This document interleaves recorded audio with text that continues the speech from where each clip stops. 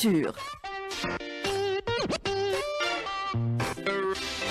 Et ça nous fait plaisir de la retrouver ce matin Également. après une petite pause bien méritée. Linda, bonjour. Bonjour, bonne fête, sahaïdkom. Et c'est un bonheur de vous retrouver, de retrouver les auditeurs ce matin. C'est une sorte de rentrée, hein, voilà, le retour. On entame cette semaine Bien avec sûr. de très très beaux rendez-vous qui nous attendent. Déjà, ce week-end, vous avez rendez-vous avec la galerie Dar el-Kenz, avec Zahia Guilimi, qui reçoit des artisans de Tamanrasset, des artisans tailleurs de pierre dans le bijou traditionnel de Tamanrasset. C'est vraiment un rendez-vous à ne pas rater. L'inauguration, le vernissage se fera donc ce samedi. Il va y avoir de très très très belles choses. Ce sont des artisans qui nous viennent du sud, du fin fond du sud algérien.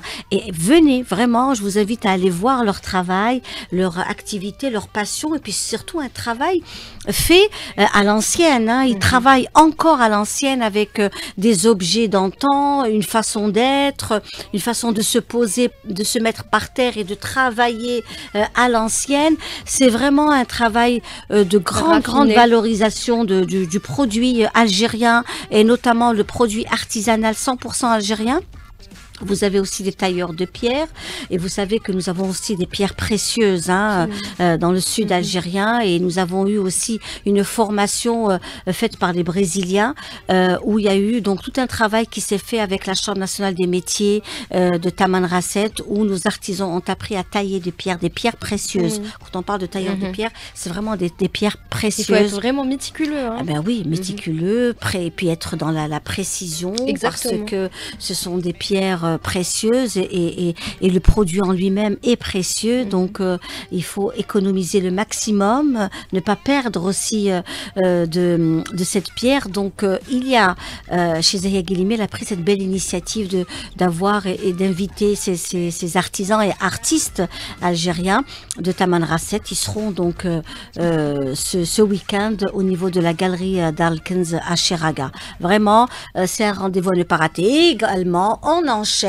avec le festival de la musique symphonique, et on est ravis. L'opéra et aussi le théâtre régional d'Oran vont être donc il va y avoir un travail qui va se faire en coordination exactement.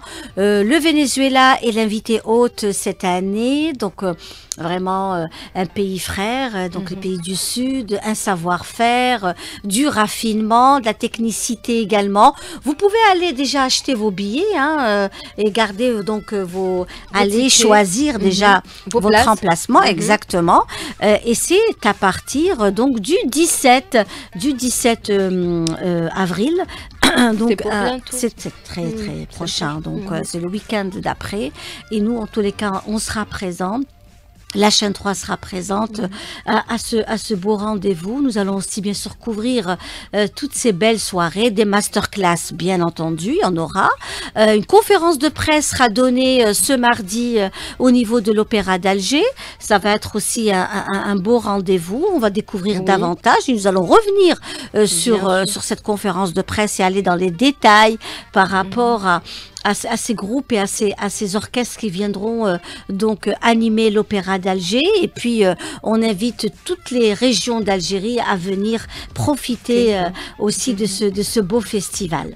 Eh bien, merci Linda, merci d'apporter cette petite touche de fraîcheur le matin. Merci à vous, c'était un bonheur. Il est 7h56 sur les ondes d'Alger 3. Prochain rendez-vous de l'information, ça sera avec Fazia El-Kenz. Restez avec nous sur les ondes d'Alger 3.